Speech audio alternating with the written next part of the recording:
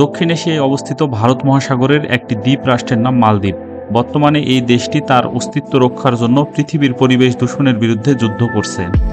আজকের এই ভিডিও থেকে আমরা জানব কিভাবে মালদ্বীপের সব নাগরিক মুসলিম, কেন এই দ্বীপ রাষ্ট্রটির অস্তিত্ব আজ হুমকির মুখে, কেন এখানে কোনো কৃষি পণ্য উৎপাদিত হয় না, চারিদিকে এত পানি থাকার পরেও কেন মালদ্বীপে পানির জন্য এত হাহাকার।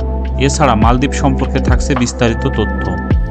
এ ধরনের আরও ভিডিও দেখার জন্য এই চ্যানেলটি সাবস্ক্রাইব করার অনুরোধ করছি। অপরূপ সৌন্দর্যের লীলাভূমি মালদ্বীপ সমুদ্রপৃষ্ঠ থেকে পৃথিবীর সবথেকে কম উচ্চতার দেশ। পর্যটনের জন্য বিখ্যাত এই দেশটি সমুদ্রপৃষ্ঠ থেকে সর্বোচ্চ উচ্চতা মাত্র 2.3 মিটার এবং গড় উচ্চতা মাত্র 1.5 মিটার।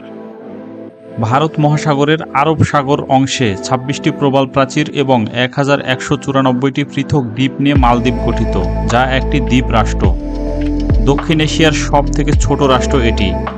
মালদ্বীপের মোট আয়তন মাত্র 298 বর্গ কিলোমিটার বা 115 বর্গ মাইল। বিজ্ঞানীদের ধারণা অনুযায়ী আজ থেকে 6 কোটি বছর আগে আগ্নেয়পাতের ফলে এই দ্বীপের ভিত সৃষ্টি হয়েছিল।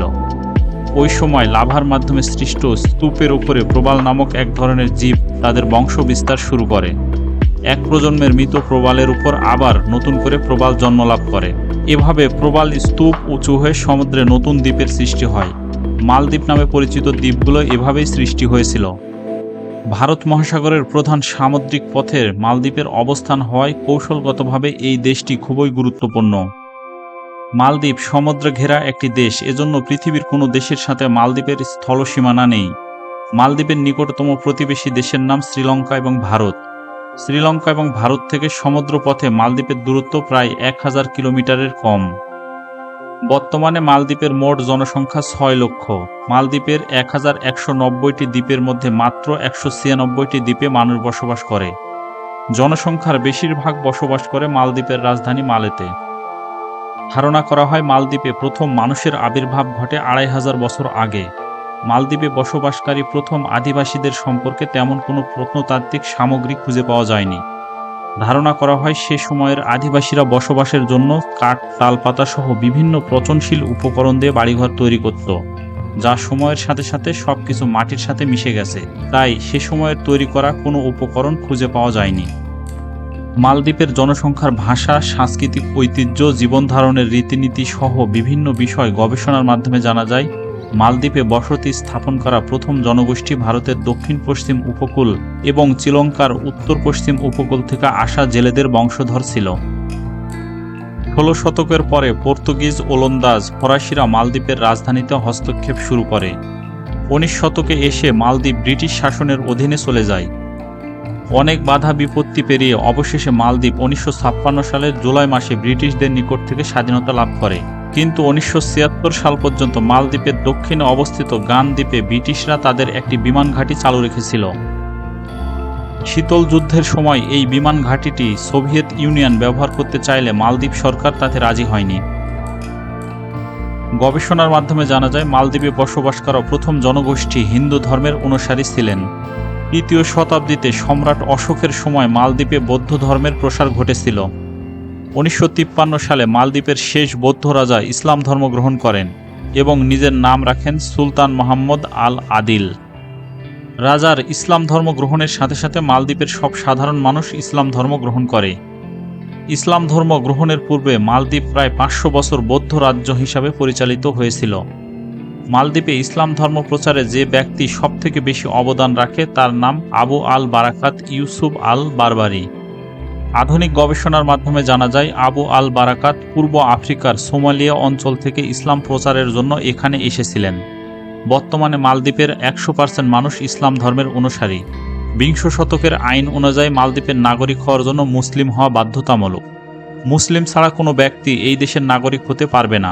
অবাক করার মতো বিষয়, দক্ষিণ এশিয়ার বিভিন্ন অঞ্চলের মধ্যে সবার শেষে মালদ্বীপে ইসলাম ধর্মের আবির্ভাব ঘটে এবং মালদ্বীপের শতভাগ মানুষ ইসলাম ধর্ম গ্রহণ করে। 2004 সালে ভারত মহাসাগরের সৃষ্ট ভূমিকম্পের ফলে সৃষ্ট সুনামির কারণে মালদ্বীপের বেশিরভাগ দ্বীপ মারাত্মকভাবে ক্ষতিগ্রস্ত হয়েছিল। এই সুনামির ঢেউয়ের উচ্চতা সর্বোচ্চ 14 ফিট পর্যন্ত হয়েছিল।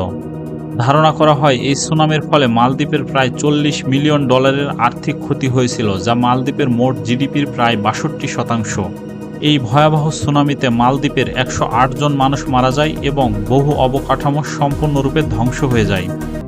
মালদ্বীপে প্রচুর পরিমাণ নারকেল গাছ দেখতে পাওয়া যায়। এছাড়া জনশূন্য দ্বীপগুলোতে সামান্য পরিমাণ ম্যানগ্রোভ ঝোপঝাড় দেখতে পাওয়া যায়। মালদ্বীপের মাটিতে খারত্বের পরিমাণ অনেক বেশি, তাই ফসল চাষের জন্য এই দ্বীপগুলো মোটেও উপযুক্ত না। তবে কিছু কিছু দ্বীপে সামান্য পরিমাণ কলা, কমলা, আনারস সহ বিভিন্ন খাদ্যদ্রব্য উৎপাদিত হয়ে থাকে। বর্তমানে মালদ্বীপের অর্থনীতি পর্যটন, মাছ শিকার এবং শিপিং শিল্পের উপর নির্ভরশীল। পর্যটন শিল্প মালদ্বীপের আয়ের সবথেকে বড় উৎস। ছোট ছোট প্রবাল প্রাচীর, স্বচ্ছ পানির সমুদ্র সৈকত, নীল সমুদ্রের সারি সারি নারকেল গাছের জন্য সারা পৃথিবীর পর্যটকদের কাছে আকর্ষণীয় স্থান মালদ্বীপ। মালদ্বীপ ভ্রমণের জন্য আগে থেকে ভিসা সংগ্রহ করতে হয় না। সরাসরি মালদ্বীপের আন্তর্জাতিক বিমানবন্দরে অবতরণের পর কৃতপক্ষের হাতে পাসপোর্ট দিলে তাতেই ভিসা পাওয়া যায়। মালদ্বীপের দ্বিতীয় আয়ের উৎস মাছ শিকার। প্রচুর পরিমাণে শুকনো, হিমায়িত এবং কিছু তাজা মাছ বিদেশে রপ্তানি করে মালদ্বীপ। শিকার করা মাছের প্রায় 50% বিদেশে রপ্তানি করে থাকে। মাছ সহ হস্তশিল্পের মাধ্যমে তৈরি করা পণ্য বর্তমানে মালদ্বীপ বিদেশে রপ্তানি করছে। প্রয়োজনীয় ভূমি ও উপযুক্ত আবহাওয়ার অভাবে মালদ্বীপ তার প্রয়োজনীয় খাদ্যদ্রব্য উৎপাদন করতে পারে না। তাই প্রয়োজনীয় খাদ্যদ্রব্য মালদ্বীপকে আমদানি করতে হয়। তবে বর্তমানে এই দেশটি আধুনিক প্রযুক্তি ব্যবহারের মাধ্যমে কৃষির উন্নয়নের চেষ্টা করছে। মালদ্বীপের চারিদিকে পানি দিয়ে ঘেরা থাকলেও এই দ্বীপে বসবাসকারী মানুষের সুপেয় পানির যথেষ্ট অভাব রয়েছে। বৃষ্টির পানি এবং সমুদ্রের পানি ফিল্টারিংয়ের মাধ্যমে এখানে বসবাসকারী মানুষের সুপেয় পানির চাহিদা মেটানো হয়ে থাকে। পৃথিবীর বিভিন্ন দেশের পরিবেশ দূষণের কারণে মালদ্বীপের অস্তিত্ব আজ হুমকির মুখে। পরিবেশ দূষণের কারণে বৈশ্বিক তাপমাত্রা বৃদ্ধি পাচ্ছে, ফলে পৃথিবীর মেরু অঞ্চলের বরফ গলে যাওয়ার কারণে সমুদ্রের পানির উচ্চতা বৃদ্ধি পাচ্ছে। এই হারে মেরু অঞ্চলের বরফ গলতে থাকলে আগামী 30 বছরের মধ্যে মালদ্বীপ সহ পৃথিবীর অনেক অঞ্চল সাগরের পানির নিচে ডুবে যাবে। এছাড়া সমুদ্রের পানির তাপমাত্রা বৃদ্ধির জন্য মালদ্বীপের প্রবাল প্রাচীরগুলো ব্যাপকভাবে ক্ষতিগ্রস্ত হচ্ছে। বৈশ্বিক তাপমাত্রা বৃদ্ধি হ্রাসের সচেতনতা বৃদ্ধির জন্য মালদ্বীপ সরকারের মন্ত্রী পরিষদ সমুদ্রের পানির নিচে একাধিকবার বৈঠক করেছে। বৈশ্বিক তাপমাত্রা বৃদ্ধি প্রতিরোধ করা না গেলে আগামীর দিনগুলোতে মালদ্বীপের জনসাধারণ যেমন হারাবে তাদের প্রিয় জন্মভূমি, আর পৃথিবীর মানুষ হারাবে অপরূপ প্রাকৃতিক সৌন্দর্যের প্রবাল প্রাচীর ঘেরা মালদ্বীপকে।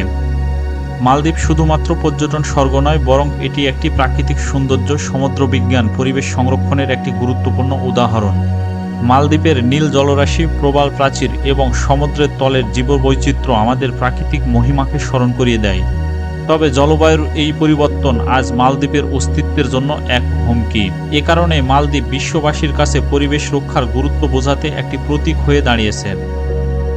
মালদ্বীপ সম্পর্কে আপনার মতামত জানাতে অবশ্যই কমেন্ট করুন। ভিডিওটি ভালো লাগলে লাইক করুন।